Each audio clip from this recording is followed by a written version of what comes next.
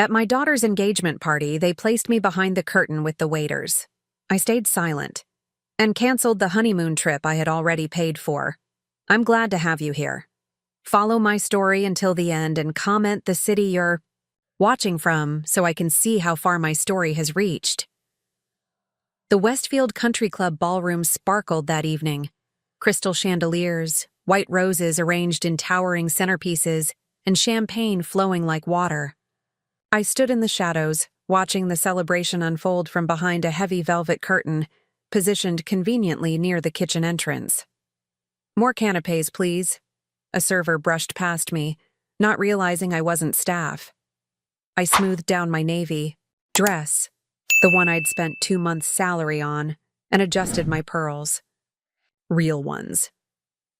The only luxury I'd ever allowed myself, purchased one pearl at a time over decades of teaching elementary school.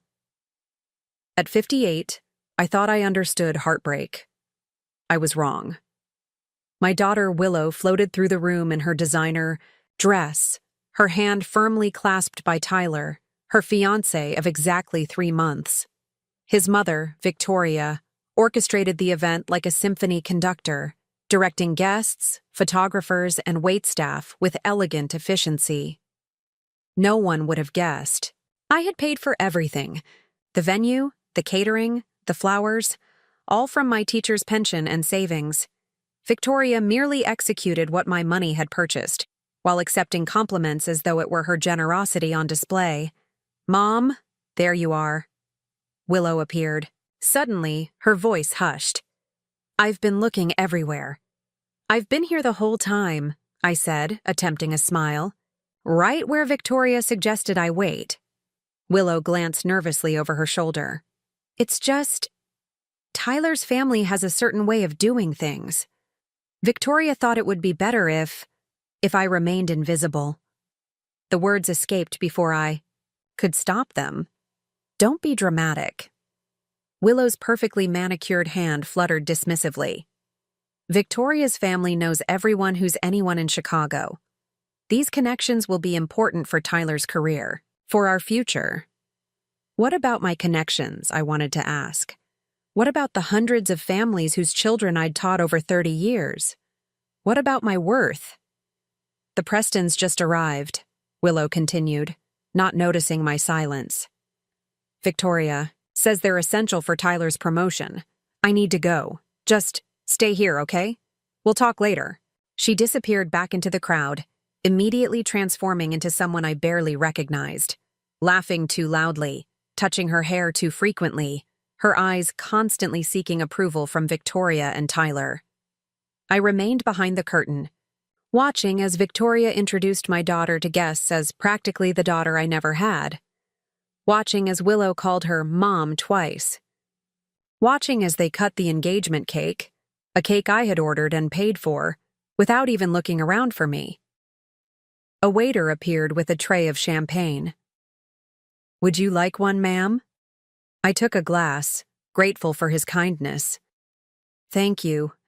I'm Jasmine, Willow's mother." His eyes widened slightly. "I'm sorry, I thought that I worked here." "Don't worry about it." I sipped the champagne, watching Victoria pose for photographs with the happy couple. Apparently, that's the impression everyone's supposed to have. Later, as I was about to leave without saying goodbye to anyone, I overheard Victoria speaking to another guest. "Of course, we're planning the most exquisite honeymoon for them in the Maldives. 3 weeks of pure luxury." I froze, champagne glass halfway to my lips. "That's wonderful of you, Victoria," the woman gushed. Victoria's laugh tinkled like breaking glass. "Well, technically Jasmine is paying for it, teacher's pension or whatever. But I've arranged everything. The poor woman wouldn't know a luxury resort from a motel, but I've ensured they'll have the best bungalow over the water. It's really the least I could do." The room suddenly felt airless. I set down my glass and walked out, invisible as I'd been all evening. In my car, I pulled out my phone with trembling hands. The honeymoon package, $2,500 of my savings, money I'd set aside over 15 years of careful budgeting, was fully refundable up to 30 days before departure. I had never considered myself a vengeful person. I'd taught children about kindness and respect for 30 years. But as I pressed cancel reservation and confirmed, yes, I want a full refund, I felt something shift inside me. It wasn't about the money.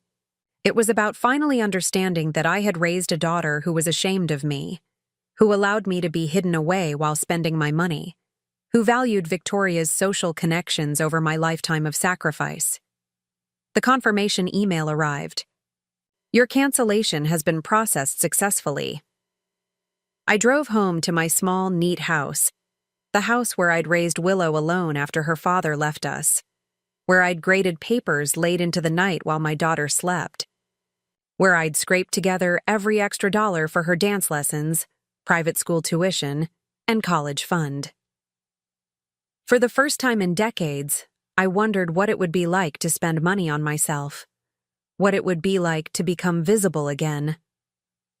Stared at the savings account balance on my phone, $2,400 now safely returned. Money that represented countless extra tutoring sessions after school, summers teaching remedial classes instead of resting, and years of denying myself even the smallest luxuries. The morning after the engagement party, I sat at my kitchen table, hands wrapped around a mug of coffee, and let myself remember everything I'd sacrificed for Willow. She was 8 years old when David left us. I still remember her standing in the doorway of her bedroom, clutching her stuffed rabbit, asking when Daddy was coming home. I remember the way her small shoulders shook when I finally told her the truth, that he had a new family now with a woman from his office and her 2 children. But we're his real family, she had insisted, her voice breaking. I had pulled her close, breathing in the scent of her strawberry shampoo. We're still a family, sweet pea. You and me against the world, and it had been just us, against mounting bills, against the sudden loss of our comfortable upper-middle-class lifestyle, against the pitying glances from other mothers at Willow's private school. I was determined that David's abandonment wouldn't change her life's trajectory. I took on extra work wherever I could find it. Weekends became tutoring sessions for struggling students. Summers were spent teaching instead of traveling. Nights were reserved for grading papers and planning lessons after Willow went to bed. My own mother had offered to help. Jasmine, you're working yourself to death, she'd say during her visits. Let Willow go to public school. There's no shame in scaling back. But I couldn't bear the thought of Willow losing anything more. She was already missing a father. I refused to let her miss opportunities, so I kept her in private school. I maintained her ballet lessons, tennis coaching, and piano classes. I scraped together money for the class trips to Washington, D.C. and New York. I hosted sleepovers and birthday parties that I could barely afford, just so she would never feel different from her wealthy friends. On her 16th birthday, I surprised her with a used BMW, nothing fancy but safe and reliable. I still remember how her friends had crowded around it, impressed despite its modest make, while I stood back, mentally calculating how many extra tutoring sessions it would take to recoup the cost. The real change began when Willow left for Northwestern University. I had saved just enough to cover her tuition and housing, leaving my own retirement fund dangerously depleted. But I was proud, my daughter, attending one of the country's best universities. During her sophomore year, she met Tyler Reynolds during a business ethics class. Son of prominent Chicago surgeon Dr. Reynolds and his socialite wife Victoria, Tyler represented everything David and I had once been headed toward: wealth, status, connections. The first time Willow brought him home, I saw the way his eyes scanned our modest house, noting the IKEA furniture and the kitchen that hadn't been updated since the 90s. It's cozy, he'd said, in that way people do when they can't think of anything genuinely complimentary.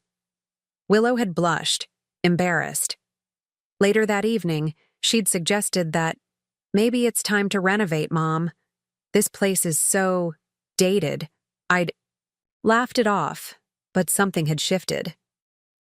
Suddenly, my comfortable little home, the one I'd worked so hard to maintain, wasn't good enough anymore. After graduation, Willow took a marketing position at a firm where Tyler's mother knew someone. She moved into a downtown apartment with rent far beyond her entry-level salary. I suspected the Reynolds were subsidizing their lifestyle, but Willow insisted she was making it work. She began visiting less frequently. When she did come home, it was often with subtle critiques. My clothes were too sensible, my hairstyle too simple, my life too provincial. "Mom, you really should treat yourself to a good stylist," she'd say. Or, "Haven't you ever thought about moving somewhere more vibrant?" What she didn't understand was that I couldn't afford vibrant. I had given everything to ensure her path remained smooth and upward. The first time I met Victoria Reynolds was at a dinner Tyler's parents hosted at their Lake Forest mansion. Victoria had appraised me like a slightly disappointing auction item. "Jasmine, how quaint that you've dedicated your life to teaching. Such a noble profession," she'd said, voice dripping with condescension. "Though I can't imagine the salary allows for much excitement." "Mom loves teaching," Willow had interjected quickly. "And she's really good at it. Some of her students have gone on to great schools." It was meant as a defense, but the way she said it, slightly apologetic, slightly embarrassed, cut deeper than Victoria's thinly veiled insult. Throughout the evening, I watched my daughter transform before my eyes. Her voice took on the same affected cadence as Victoria's. She laughed at inside jokes I couldn't possibly understand. She referenced exclusive restaurants and vacation spots I'd never be able to afford. When Tyler proposed 3 months later with a diamond ring that must have cost more than my annual salary, Willow called, ecstatic. "Mom, you won't believe it. The ring is gorgeous, and Victoria's already talking about a June wedding at the Westfield Country Club. She knows the owner." I'd swallowed hard before responding. "That's wonderful, Sweet Pea. I'm so happy for you. Victoria says you don't need to worry about anything. She'll handle all the planning since she knows everyone in Chicago." "But I'd like to contribute," I'd said, thinking of the savings I'd been setting aside for exactly this moment. "It's traditional for the bride's family to—" "Oh, Mom," she'd interrupted, laughing. "I know, but this isn't exactly a traditional situation. Victoria knows what she's doing, and she has connections everywhere.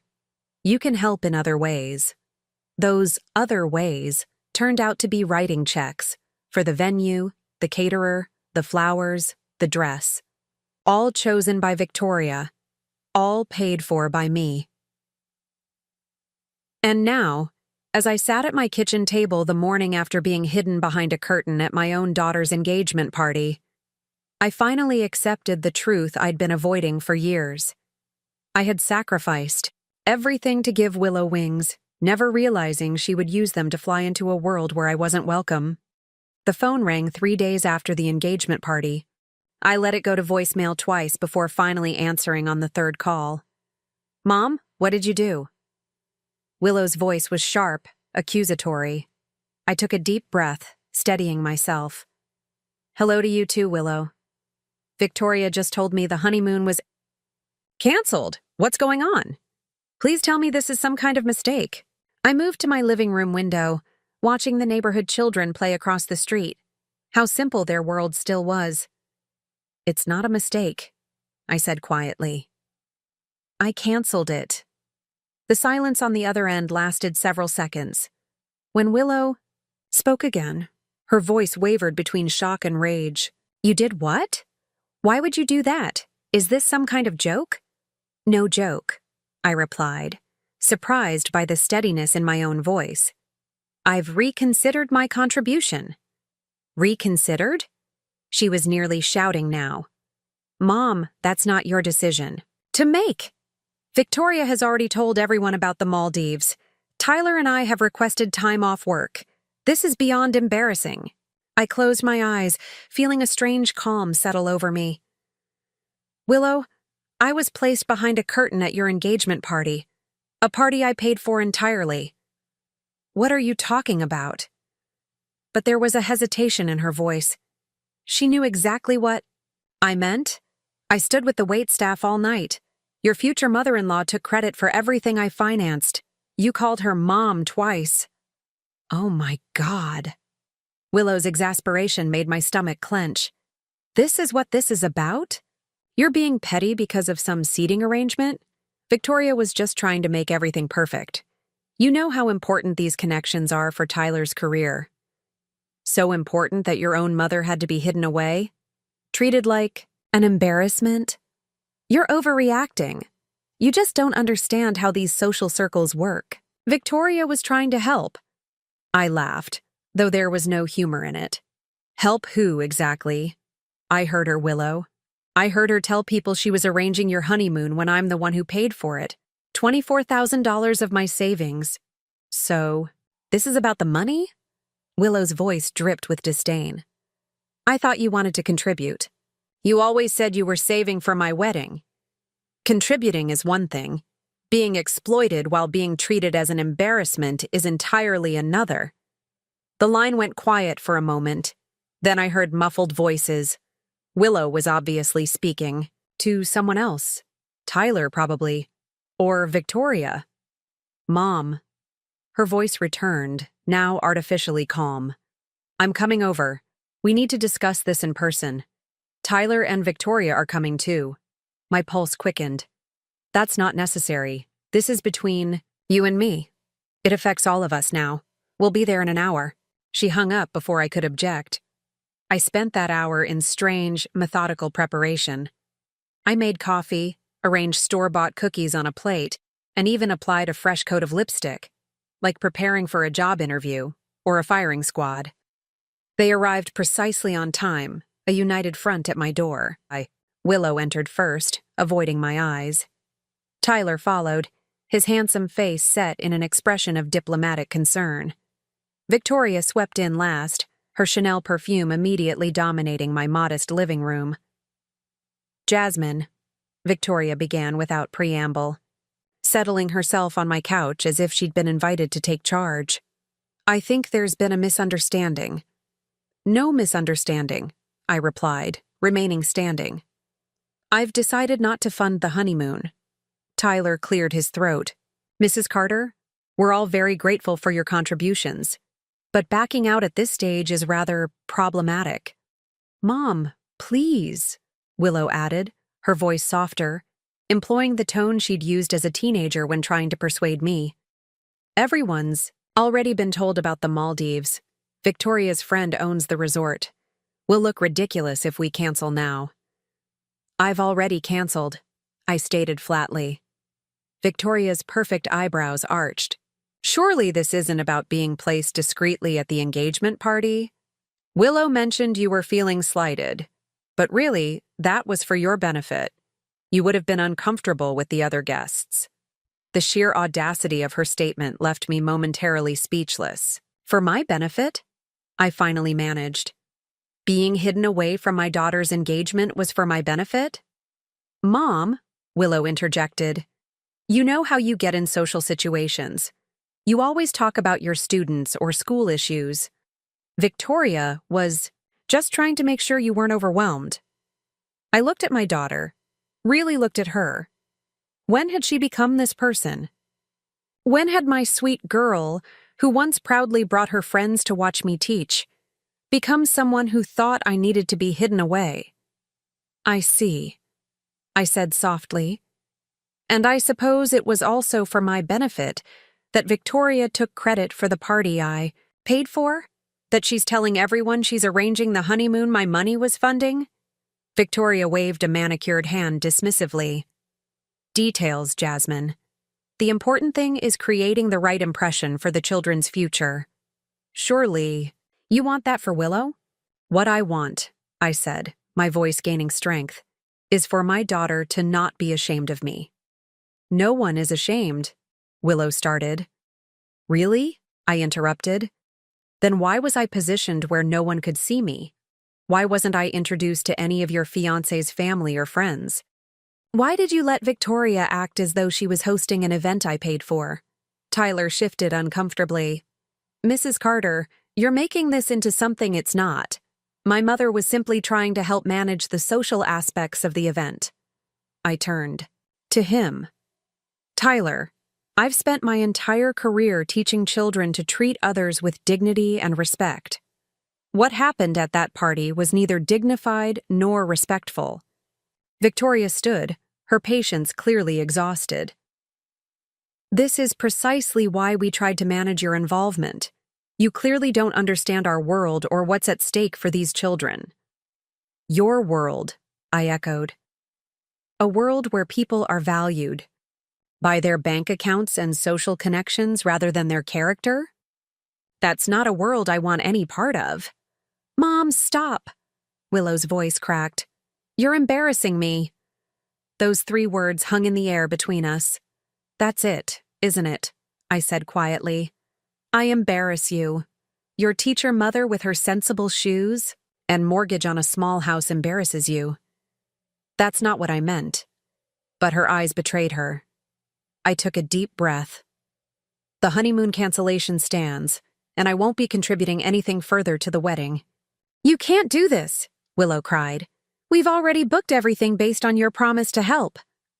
Actually, I can, and I have.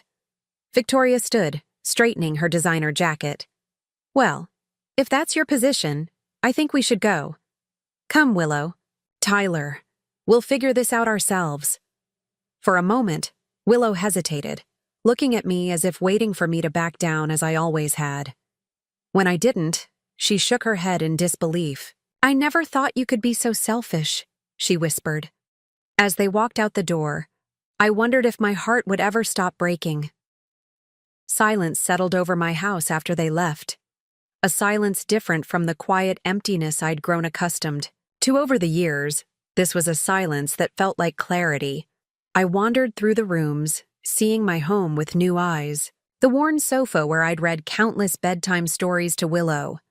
The dining table scratched from years of science projects and art activities. The walls covered with framed photographs documenting a life dedicated to others. Not a single photo of me alone. Not one image that represented something I'd done purely for myself. You're embarrassing me. Willow's words echoed in my mind as I opened my laptop and logged into my bank account. The honeymoon refund had been processed, $24,500 now sitting in my checking account. My finger hovered over the transfer to savings button, old habits dying hard. Then I stopped. What would happen if, just this once, I spent money on myself? Not on bills, not on Willow, not on school supplies for my students, but on something entirely for Jasmine Carter? The thought was both frightening and exhilarating. My phone vibrated with text messages throughout the evening. Victoria, Willow is devastated by your selfishness. I hope you reconsider before causing permanent damage to your relationship. Tyler, Mrs. Carter, please think about what you're doing. This wedding means everything to Willow, and finally, Willow herself. Mom, you've never let me down before. Please.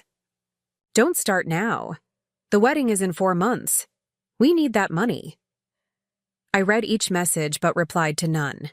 Instead, I opened my laptop again and typed into the search bar, pottery classes for beginners. Before Willow was born, before I met David, I had loved working with clay.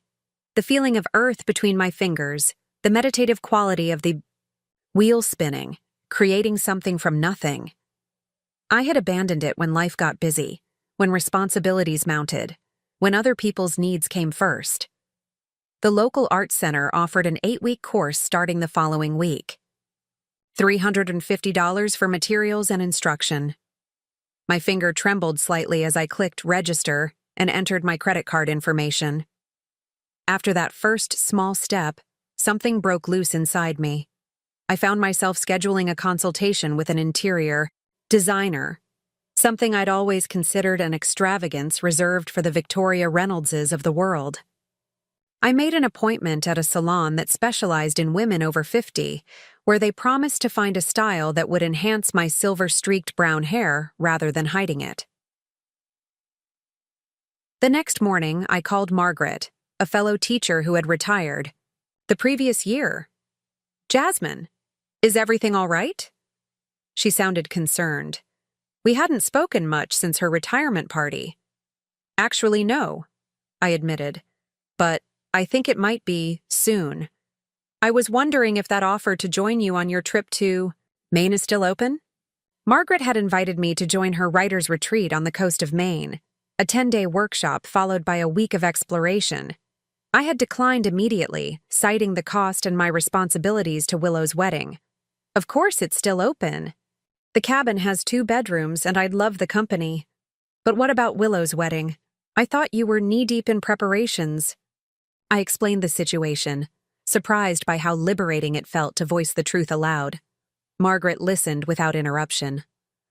"Oh, Jasmine," she sighed when I finished. "I've watched you put that girl first your entire life. Maybe it's time. She learned you're a person too, not just her mother." That afternoon, I booked my flight to Maine. The texts and calls from Willow became increasingly frantic as days passed without response. On the 7th day, she appeared at my door, eyes red-rimmed. "Mom, what are you doing? Why aren't you answering anyone?" She pushed past me into the house, then stopped abruptly, noticing the changes. What happened in here? The living room walls were now a soft sage green instead of beige. The old sofa had been replaced by a comfortable, stylish sectional. Artwork hung where family photos once dominated.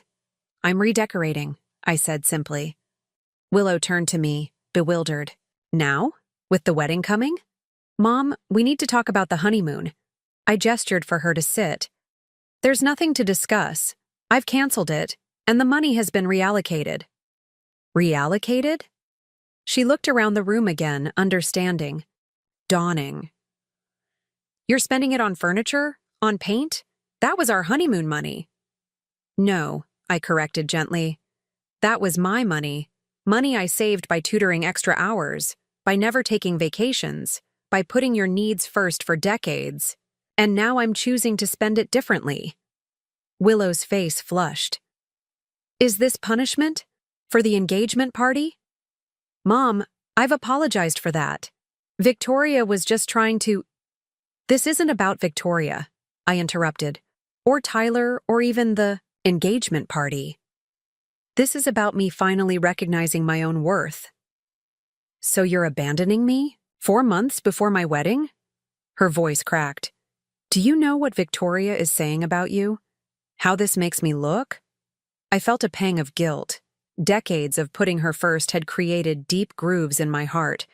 But beneath the guilt was something stronger, resolve. "I'm not abandoning you, Willow. I'm still your mother, and I still love you. But I won't be treated as an embarrassment or an ATM. I won't be hidden away or taken for granted anymore." "So what happens now?" She looked young suddenly, uncertain. "Now, you and Tyler and Victoria plan the wedding you can afford without my financial contribution. And I'm going to Maine for a writing retreat with Margaret." "Maine? When?" "Next week. I'll be gone for 17 days. Willow's mouth dropped open. "But we have the menu tasting, and the floral arrangements need to be finalized. Mom, you can't just leave." "Actually, I can. And I am." The words felt powerful, decisive. "And the wedding? You're really not going to help at all." I sat beside her, taking her hand. It was soft, uncalloused, so different from my teacher's hands. "I'll be at your wedding, Willow. I'll wear a beautiful dress and smile in photographs. I'll be proud to watch my daughter get married. But I won't finance a celebration where I'm treated as an afterthought." She pulled her hand away. "I don't even know who you are anymore." As she left, slamming the door behind her, I whispered to the empty room, "I'm just getting to know her myself." The following week passed in a blur of activity. My house transformed. Room by room, I donated clothes I'd kept out of practicality rather than joy. I registered for a retirement planning seminar, determined to rebuild the savings I'd depleted for Willow's benefit over the years. The night before my flight to Maine, I sat on my new patio set in the backyard, sipping wine and watching fireflies dance in the twilight. My phone rang, Victoria's number. I declined the call. A text followed immediately. "We need to talk about Willow's wedding." This has gone far enough. I typed a response, then deleted it. Typed another, deleted that too. Finally, I settled on the truth. Me. I have said everything I need to say.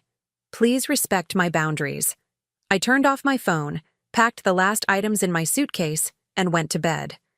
For the first time in years, I fell asleep thinking about my own dreams instead of someone else's. The morning of Willow's wedding dawned bright and clear. At least, I assumed it did. I wasn't there to see it.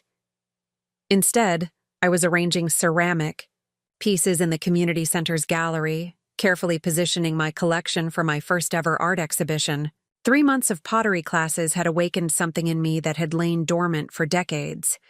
My hands, once used primarily for grading papers and wiping away Willow's tears, now created vessels that held beauty rather than others' needs.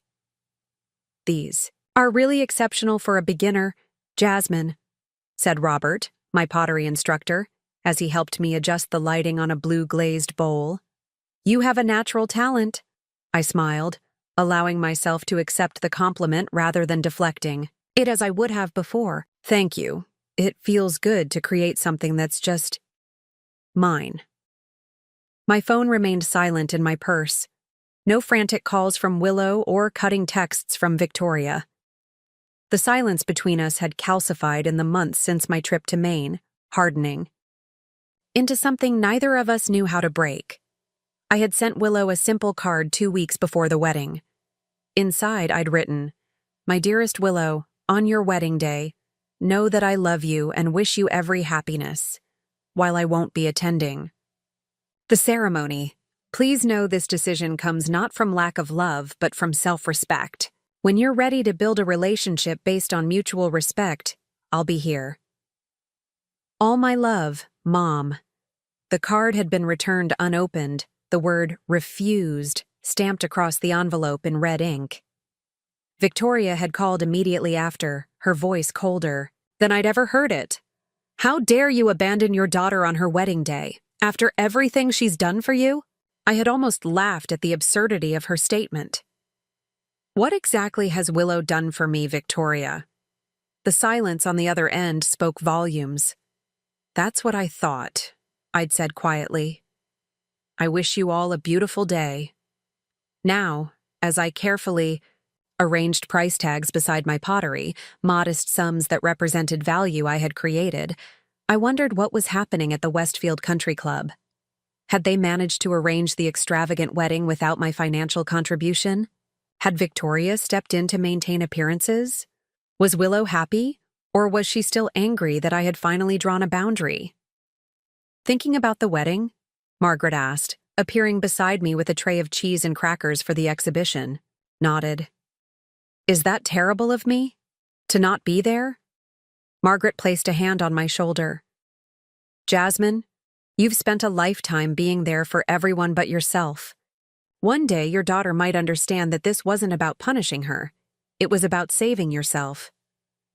The small gallery gradually filled with visitors, fellow pottery students, teachers from my school, neighbors who had watched the gradual transformation of both my home and myself over the past months. No one mentioned the wedding except Patricia, my closest colleague at school. "I saw the announcement in the paper this morning," she said, examining a delicate teacup I'd glazed in shades of green. "Smaller venue than originally planned. No mention of the Maldives honeymoon." I nodded, unsurprised. "They had to scale back after I withdrew my funding." "Do you regret it?" I considered the question carefully. "I regret that it came to this. I regret that my daughter values appearances over authenticity. But I don't regret finally valuing myself." Patricia squeezed my hand. Well, for what it's worth, I think these are beautiful. You've always been an excellent teacher, Jasmine, but it seems you've been hiding an artist all these years. By mid-afternoon, I had sold 6 pieces, including my favorite bowl, the one with swirls of blue and green that reminded me of the ocean I'd walked along in Maine. The woman who purchased it held it reverently in her hands. "This speaks to me," she said. "There's something so honest about it." I felt a surge of pride unlike anything I'd experienced before. Different from seeing Willow graduate or get her first job. This pride was wholly mine, untethered from my identity as someone's mother or teacher. As the exhibition wound down, I checked my phone. One text from an unknown number, sent 30 minutes earlier. "It's Tyler. Thought you should know Willow looked for you before walking down the aisle. Victoria claimed you were too busy with your little pottery hobby to attend. If that's not true, you might want to set the record straight." My hands trembled as I read the message. So Victoria had spun my absence as indifference rather than a response to months of disrespect. Typical. I considered calling Willow immediately, then stopped myself. This was her wedding day. Whatever conversation we needed to have could wait until she returned from her honeymoon, a 3-day trip to a nearby lakeside resort, according to Patricia's newspaper update. Instead, I texted Tyler back, "Thank you for letting me know." Willow received my explanation in a card, which was returned unopened. "I wish you both happiness today." As I drove home that evening, 5 empty spaces in my display indicating 5 pieces of art now belonging to others, I felt a strange mixture of sadness and liberation. The daughter I had raised would be dancing at her wedding reception now, perhaps glancing occasionally at the empty seat where her mother should have been. But the woman I had become, the artist, the individual, the person with boundaries and self-respect. She was driving home with her head held high, her car trunk filled with pottery that had value not because of what it did for others, but simply because she had created it.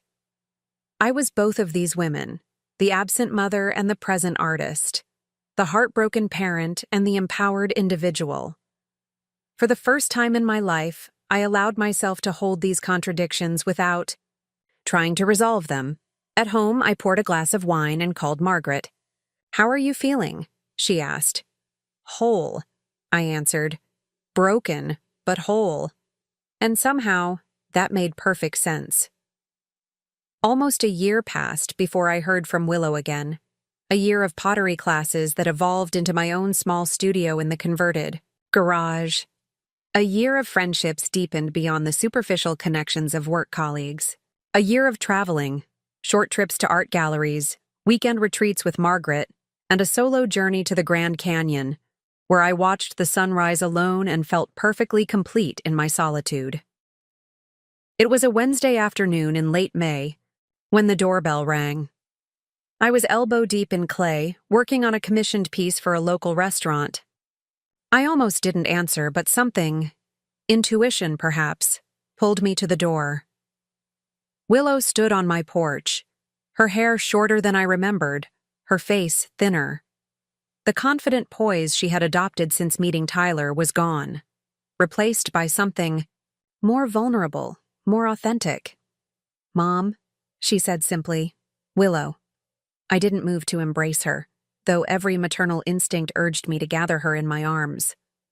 "This is a surprise," she nodded, shifting her weight from one foot to the other. "I should have called first. You're working." She gestured to my clay-covered hands. "I am," I agreed. "But I can take a break. Would you like to come in?" She stepped. Inside, her eyes widening as she took in the changes to the house. Gone were the faded floral curtains and practical furniture, replaced by simple, elegant pieces and walls adorned with local artwork and my own creations. "Your home looks beautiful," she said quietly. "Different, but beautiful." "Thank you. It feels more like me now." An awkward silence settled between us. There was so much to say that neither of us knew where to begin. "Would you like some tea?" I offered, washing the clay from my hands at the kitchen sink. "Please." I busied myself with the kettle while Willow wandered through the living room, examining the photographs now displayed on the walls. No longer just family photos, but images of me with friends hiking in Maine, standing proudly beside my pottery display. "You've been busy," she remarked. "I have. It's been a good year." The kettle whistled, and I prepared 2 cups of chamomile tea, the kind Willow had always preferred when she was upset as a teenager. We sat at the kitchen table, the steam rising between us like the unspoken words. "I'm pregnant," she finally said, her hands curling around the warm mug. I felt a jolt of surprise, followed by a complex wave of emotions: joy at the prospect of a grandchild, sadness that I had missed so much of my daughter's life this past year, concern at the weariness in her eyes. "Congratulations," I said carefully. "How are you feeling?" "Sick, mostly," she admitted with a small smile. "But that's not why I'm here." I waited, allowing her the space to find her words. "I'm here because I want my child to know their grandmother," she continued. "And because I owe you an apology." Now it was my turn to be surprised. In all our years together, Willow had rarely acknowledged when she was wrong. "You were right," she said, her voice catching. "About Victoria, about how I treated you, about all of it." "What happened?" I asked gently. Willow set down her mug, her eyes meeting mine directly for the first time. "After the wedding, things got harder. Victoria's control didn't stop with the ceremony. She had opinions about where we should live, how we should decorate, even which doctors I should see. At first, Tyler sided with her, but eventually even he got tired of it." I nodded, unsurprised. When we found out about the baby, Victoria immediately started making plans. The nursery would be designed by her decorator, the baby shower would be at the country club, the child would attend the right preschool. Willow's voice hardened. When I disagreed, she said something I couldn't ignore. She said she'd make sure the baby was raised properly, unlike me. "I'm sorry," I said softly. "Don't be." Willow shook her head. It made me see things clearly for the first time. I realized I've been looking for approval from someone who will never truly give it. And in the process, I pushed away the one person who always loved me unconditionally. Tears filled her eyes. "I was so ashamed of the way you lived, of your job, of this house. I wanted the lifestyle Victoria represented. But you know what? After a year of living in that world, I've never felt more alone or less authentic. It's a seductive world," I acknowledged. "All that luxury and status. It's designed to make outsiders feel inadequate. But that's just it, Mom. You never were inadequate. You raised me alone, put me through college, gave me everything I needed. And I repaid you by hiding you away like some embarrassing secret." She reached across the table, tentatively placing her hand on mine. "I don't expect you to forgive me right away. Or ever, maybe. But I want you to know that I understand now. And I'm so sorry." I looked at my daughter, really looked at her. Behind the designer clothes and carefully styled hair was the little girl who used to sit on my lap during thunderstorms, who made me Mother's Day cards with too much glitter, who once proudly told her class that her mom was a teacher who helped kids be smart. "I'm not going to pretend what happened didn't hurt," I said carefully. "It did. Deeply. But I'm not interested in holding on to resentment, especially with a grandchild on the way." Willow's face brightened. "So you'll be part of the baby's life?" "I'd like to be," I said. "But things need to be different between us, Willow. I won't go back to being taken for granted or treated as an embarrassment." "I understand," she said, quickly. "And Tyler does too. He and Victoria aren't speaking much these days. He finally stood up to her after she criticized me for wanting to work part-time after the baby comes." I raised an eyebrow. And how did Victoria take that? Not well. Willow actually smiled. She's still sending passive-aggressive texts daily, but we're learning to set boundaries. Boundaries are good, I agreed. I've discovered they're essential, actually. Willow's eyes traveled around the kitchen, taking in the pottery tools, the art books, the calendar marked with gallery dates and travel plans. You've changed, she said softly. I've become more myself, I corrected. There's a difference. We talked for another hour, really talked, in a way we hadn't in years. Willow told me about her marketing job, which she enjoyed more than she'd expected. I showed her my pottery studio and explained the commissions I'd begun receiving from local businesses. When she rose to leave, there was a tentative hope between us, fragile but present. Can I come back next week? She asked at the door. Maybe you could show me how to make something? I always loved watching you work with clay when I was little. I'd like that, I said. And this time, when she moved to hug me, I opened my arms. As I watched her drive away, I felt a sense of rightness settle over me. The boundaries I had established hadn't pushed her away permanently. They had created space for a healthier relationship to potentially grow. That evening, I sat in my studio, hands working a fresh ball of clay. This piece wouldn't be for sale, wouldn't be displayed in a gallery. It would be a gift for my future grandchild, a simple, sturdy vessel to hold treasures or secrets or dreams. As I shaped the clay, I thought about the lessons I hoped to share with this new life. That worth isn't determined by social status or bank accounts. That authenticity matters more than appearances. That it's never too late to become the person you were meant to be. And most importantly, that love, real love, doesn't require you to make yourself smaller, to hide behind curtains, or to accept disrespect. Real love sees you, values you, and gives you room to grow. I had finally given myself that kind of love. And in doing so, I had offered my daughter the most valuable gift of all, the example of a woman who had found her voice, her boundaries, and her joy.